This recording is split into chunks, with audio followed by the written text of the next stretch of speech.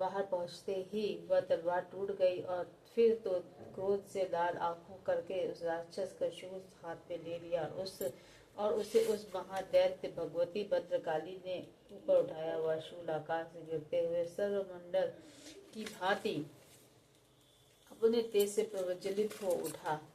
उस शूल को अपनी ओर आता देख देवी ने शूल का प्रहार किया। उससे राक्षसों के शूल के सैकड़ों टुकड़े हो गए। साथ ही महादैत्य त्रिशूल की भी धज्जियां उड़ गईं। वह प्राणों को हाथ धो बैठा। महिषासुर सेनापति तथा महापराक्रमी त्रिशूल के मारे जाने पर देवताओं को पीड़ा देने वाला चामर हाथी पर चढ़कर आया। उसने भी देवी के ऊपर शक्ति का प्रहार किया, किंतु जगदम्बा ने उसे अपने हुंकार से ही आहत कर निशुंभ एवं निस्तंभ का तत्काल पृथ्वी पे गिरा दिया। शक्ति टूटकर गिरी हुई देखकर चामर को बड़ा क्रोध हुआ। उसने त्रिशूल चलाया, किंतु देवी ने उसे भी अपने बाणों से काट डाला। इतने में ही देवी का सिंह उछलकर हाथी के मस्तक पर चढ़ बैठा और उस दैत्य के साथ खूब जोर से लड़कर बाह्य युद्ध करने लगा। वे दोनों लड़ते लड़ते हाथी से पृथ्वी पे आ गिरे और अत्यंत क्रोध में भरकर एक दूसरे से भयंकर प्रहार करते हुए लड़ने लगे। तदंतर सिंह बड़े वेग से आकाश की ओर उछला और उधर से गिरते समय उसने पंजों की मार से चामर का सिर धड़ से अलग कर दिया। इसी प्रकार से उद्ग्र शिला और वृक्ष आदि की मार खाकर रणभूमि देवी से हाथ से मारा गया तथा कराल भी दांतों मुक्कों और थप्पड़ों की चोट से धराशायी हो गया। क्रोध में भरी हुई देवी ने गदा से चोट का उद्यत कर कचूमर निकाल दिया। भिन्न पाल से वशकार तथा बाणों से ताम्र तथा अंधक को मौत के घाट उतार दिया। तीनों नेत्र वाली परमेश्वरी ने त्रिशूल से उग्रसेन, उग्रवीर तथा महाहनु नामक दैत्यों को मार डाला। तलवार की चोट से बिलाल के मस्तक से धड़ से काट गिराया। धुरधर और दुर्मुख दोनों ने भी अपने बाणों से यमलोक को भेज दिया। इस प्रकार अपनी सेना का संहार होते देख महिषासुर ने भैंसे का रूप धारण करके देवी के गणों से त्रास देना आरंभ किया। किन्हीं को थुन से मार कर गिराया, किन्हीं के ऊपर गणों से प्रहार किया, किन्हीं को पूंछ से चोट पहुंचाकर, कुछ को सिंगों से विदीर्ण करके, कुछ को गणों के वेग से, किन्हीं को सिंहनाद से, कुछ को चाकर देकर, कितनों को निश्वास वायु के झोंके से धराशायी कर दिया। इस प्रकार गणों की सेना से गिराकर वह असुर महादेवी के सिंह को मारने के लिए झपटा। इससे जगदम्बा को बड़ा क्रोध हुआ। उधर महापराक्रमी महिषासुर भी क्रोध से भरकर धरती को क्रोध से खोदने लगा तथा अपने सिंहों से ऊंचे ऊंचे पर्वतों को उतारकर फेंकने लगा, गर्जना करने लगा। उसके वेग के चक्कर देने के कारण पृथ्वी क्षुब्ध होकर फटने लगी। उसकी पूंछ से टकराकर समुद्र सब ओर से धरती को डुबोने लगा।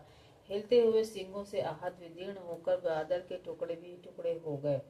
उसकी श्वास से प्रचंड वायु के वेग से उड़े हुए सैकड़ों पर्वत आकाश से गिरने लगे। इस प्रकार क्रोध से भरे हुए उस महादैत्य को अपनी ओर आता देख चंडिका ने उसका वध करने के लिए महान क्रोध किया। उन्होंने पाश फेंककर उस महान असुर को बांध लिया। उस महासंग्राम में बंध जाने पर उसने भैंसे का रूप धारण किया था और तत्काल सिंह के रूप में प्रकट हो गया। उस अवस्था में जगदम्बा ज्यों उसका मस्तक काटने के लिए उद्यत हुई, त्यों ही वह खड्गधारी पुरुष के रूप में दिखाई देने लगा। तब देवी ने तुरंत ही बाणों की वर्षा करके ढाल तथा तलवार के साथ उस पुरुष को भी बांध डाला। इतने में ही वह महान गजराज के रूप में परिणित हो गया तथा अपनी सूंड से देवी के विशाल सिंह को खींचने और गर्जना करने लगा। खींचते समय देवी की तलवार से उसकी सूंड काट डाली। तब उस महादैत्य ने पुनः भैंसे का शरीर धारण कर लिया और पहले की ही भांति चराचर प्राणियों सहित तीनों लोगों को व्याकुल करने लगा। तब क्रोध से भरी हुई जगमाता चंडिका बारंबार उत्तम मधु का पान करने और लाल आंखें करके हंसने लगी। उधर वह बल और पराक्रम के मत से उन्मत्त हो वह राक्षस गर्जना करने लगा। अपने सिंहों से चंडी के ऊपर पर्वतों को फेंकने लगा। उस समय देवी अपने बाणों को समूह को उसके फेंके हुए पर्वतों को चूर्ण करती हुई बोली। बोलते समय उसका मुख मधु के मध्य से लाल हो रहा था। वाणी लड़खड़ा रही थी। देवी ने कहा, ओ मूढ़, मैं जब तक मधु पीती हूँ तब तक तू क्षण भर के लिए खूब गर्ज ले। मेरे हाथों से यहीं तेरी मृत्यु हो जाने पर अब शीघ्र ही देवता भी गर्जना करेंगे।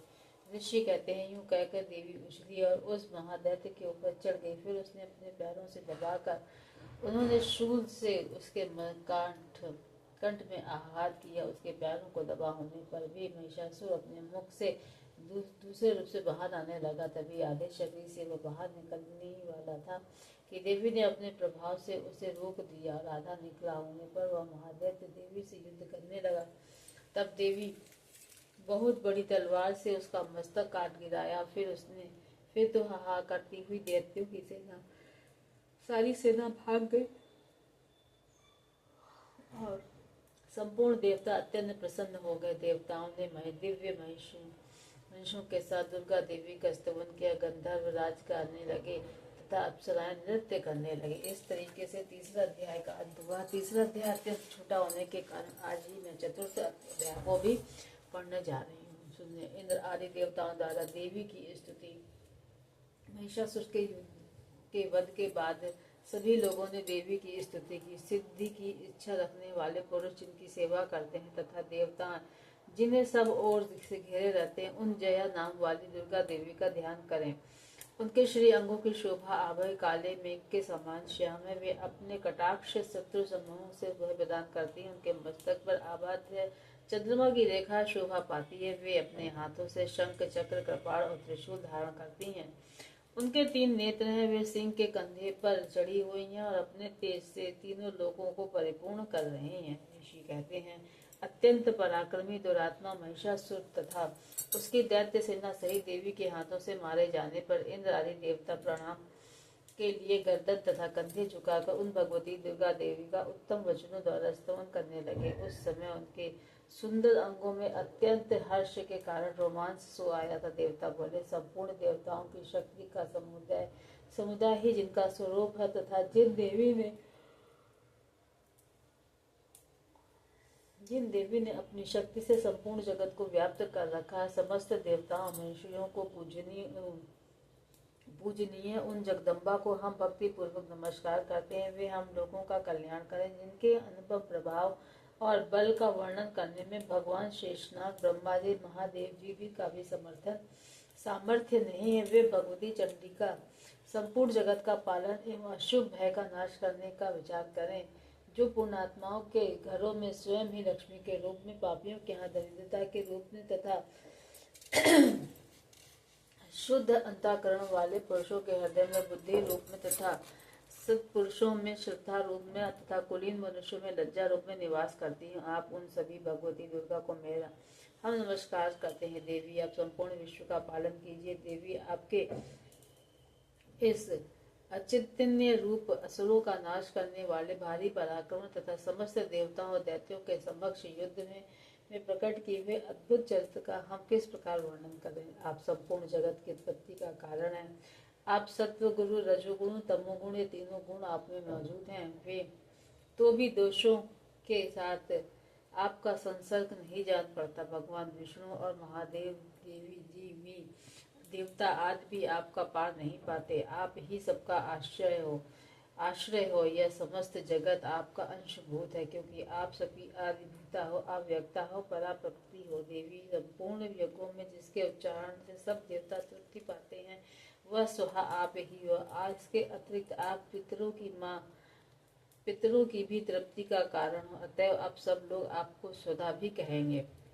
देवी, जो मोक्ष की प्राप्ति का साधन है, अचिंत्य महाव्रता स्वरूपा है, समस्त दोषों से रहित जितेंद्रिय तत्वों को ही सारूक वस्तु को मानने तथा मोक्ष की अभिलाषा रखने वाले मुनिजन जिनका अभ्यास करते हैं, वह भगवती परा विद्या आप ही हो। आप शब्द स्वरूपा है, अत्यंत निर्मल ऋग्वेद, यजुर्वेद, उद्गीत मनोहर पदों से पाठ से युक्त समवेद का भी आधार आप ही हो। आप देवी, प्रिय देवी और भगवती हो। इस विश्व की उत्पत्ति के पालन के लिए आप ही वर्ता हो के रूप में, वर्ता यानी खेती के रूप में भी आप ही हो। आप संपूर्ण जगत की घोर पीड़ा का नाश करने वाली हो। हे देवी, जिसमें समस्त शास्त्रों का सार है, शास्त्रों का सार ज्ञान है, वह मेधा शक्ति आप ही हो।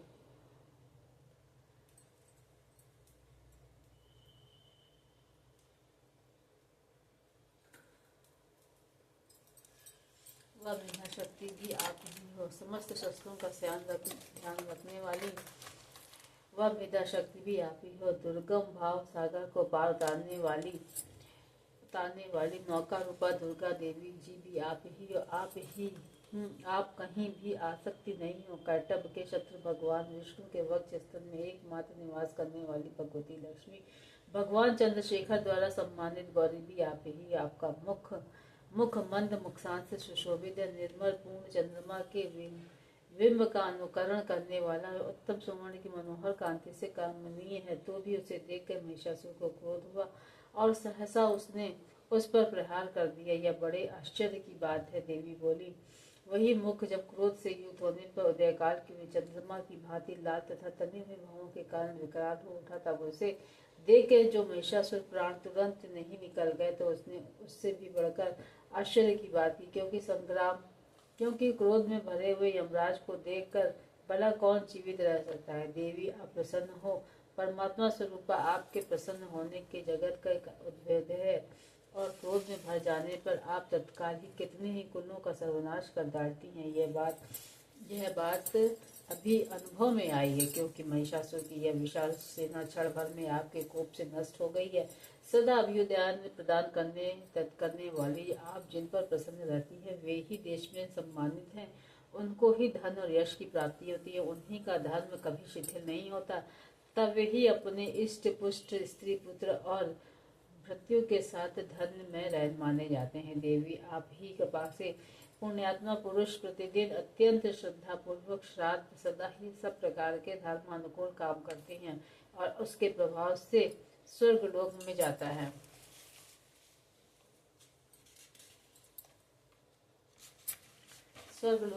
इसलिए आप तीनों लोकों में निश्चय ही मनोवांछित फल देने वाली हो। माँ दुर्गे आप स्मरण करने पर सब प्राणियों को हर लेती हो।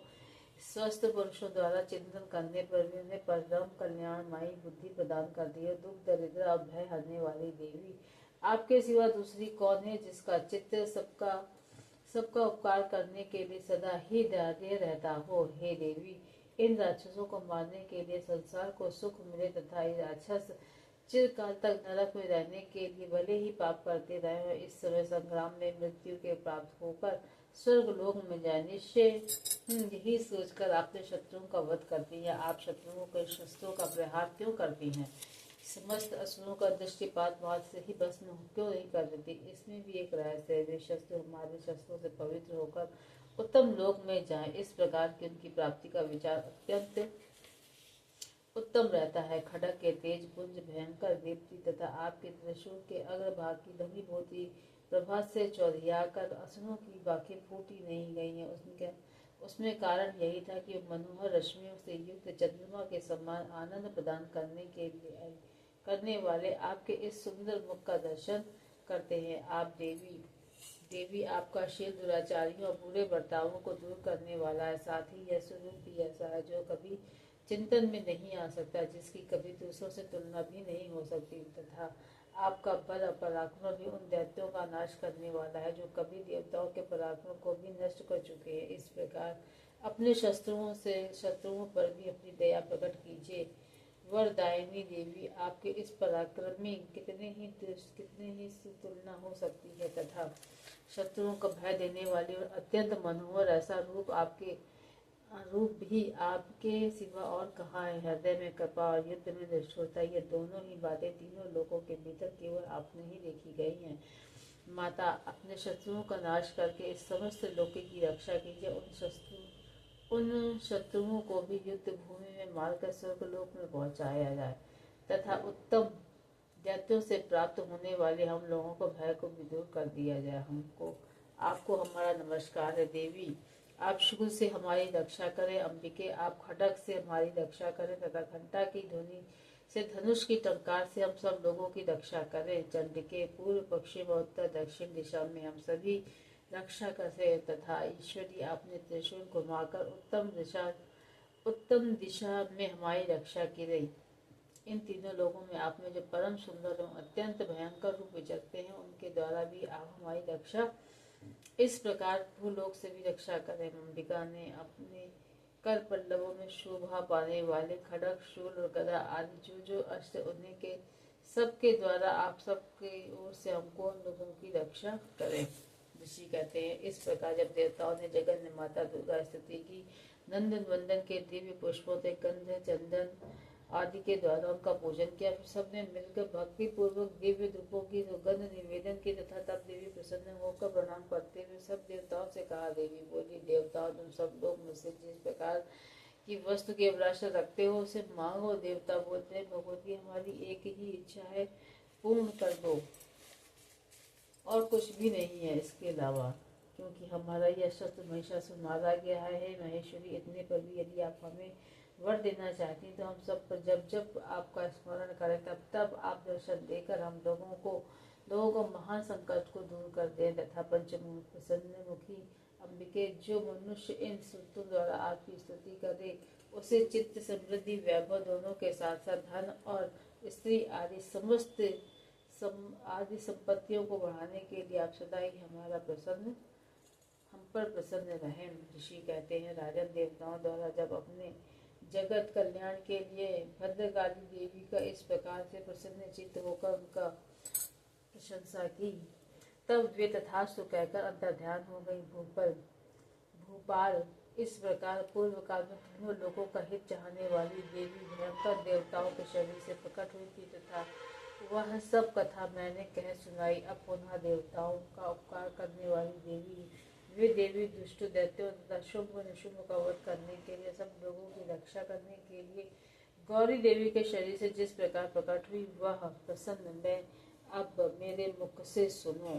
मैं तुमको यथावत वर्णन करता हूँ। 5वें अध्याय में आप लोग सुनेंगे चंड मुंड के मुख से अंबिका के रूप की प्रशंसा सुनकर शुंभ का उनके पास दूध का भेजना और दूध का निराश होकर लौटना। कल हम लोग पढ़ेंगे 5वां अध्याय।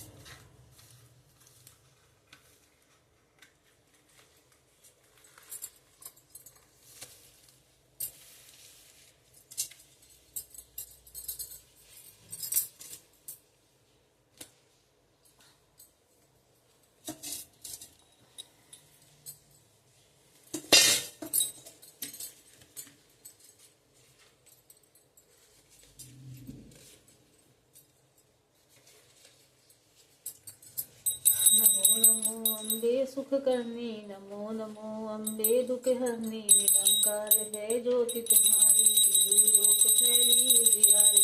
सुशील लाट मुख महाविशाला, नेत्र लाल भ्रकुटी विकराला, रूप राम रूप मात को अधिक सुहावे, दर्श करत जन अति सुख पावे। तुम संसार शक्ति लय कीना, पालन हेतु अन्य धन दीना।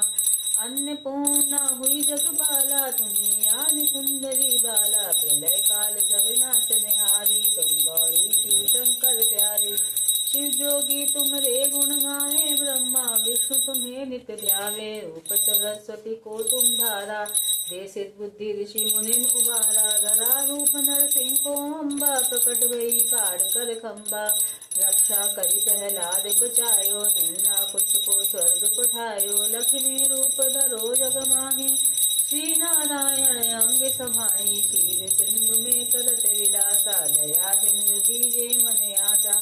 हिंगलाज में तुम्ही भवानी, महिमा अमृत न जात बकानी। मातंगी भूमावती माता, भूमि श्री बंगला सुख दाता। श्री भैरव तारा जग तारनि, छिन्न भालव दुख निवारणी। केली वाहन सो भवानी, रांगुर वीर चलत अगवानी। घर में खप्पर खड़ग विराजे, जाको देख काल डल भाजे। सोए अस्त्र और त्रिशूला, जाते उठत शत्रु ही शूला। नगर कोट में तुम्ही विराजती, लोक में डंका बाजा। शुंभ निशुंभ दानव तुम्हारे, रक्त बीज संकन संहारे। महिषासुर अति अभिमानी, जही अगबार मही कुलानी। रूप कराल काली को धारा, श्वेन सहित तुम तिहि सहारा। पड़ी गान संतन पर जब जब भई सहाय, मात तुम तब तब अमरपुरी और गासो लेखा। सब महिमा तब रहे अशोका, ज्वाला में है ज्योति तुम्हारी। तुम्हें सदा पूजे नर नारी, प्रेम भक्ति से जो जस गावे। दुख दरिद्र निकट नहीं आवे, तुम ग्यारवे तुम्हें जो नर मन लाई। जन्म जन्म का छुट जाई, जोगी सुर मुनि कहत पुकारी। जोग न हो बिन शक्ति तुम्हारी, शंकर अचरत तप कीनो। काम क्रोध जीत सब लीनो, निज दिन ध्यान धरो शंकर को। काहु काल नहीं सुमिरो तुमको, शक्ति रूप को पर मरम न पायो। शक्ति गई तब मन पछतायो, शरणागत है कीर्ति बखानी। जय जय जय जगदम्ब भवानी, भई प्रसन्न आरि जगदम्बा। दई शक्ति नहीं कीने विलम्बा, मोको मातु कष्ट अति घेरो। तुम बिन कौन हरे दुख मेरो, आशा तृष्णा निपट सतावो। रिपु मूरख मोहि अति डर पावे, शत्रु नाश कीजे महारानी। सुमिरो एक चित तुम्ही भवानी, करो कृपा हे मातु दयाला। रिद्धि सिद्धि देह करहु नियाला, जब लग जियूं दया फल गाऊं। तुमरो जस में सदा सुनाऊं, दुर्गा चालिसा जो कोई जाओ। गावे सब सुख भोग परम पद पावे, देवी दास सरल निज जाने। करहु कृपा गुरु करहु कृपा जगदम्ब भवानी। जय हो माता रानी की जय हो।